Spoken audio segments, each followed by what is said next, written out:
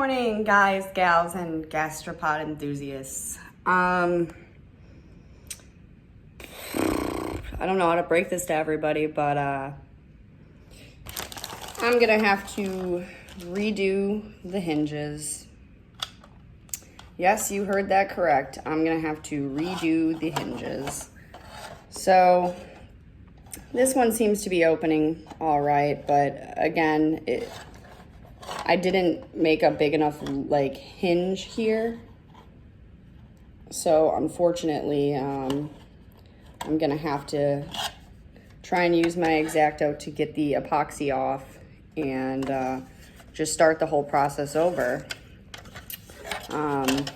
This door keeps opening and closing. It's just all funky.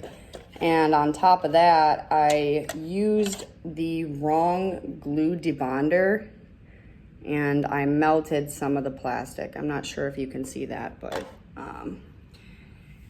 so we're in rough shape, guys, but have no fear. Nothing is going to stop this snail from creating the masterpiece that I desire. So we trudge on.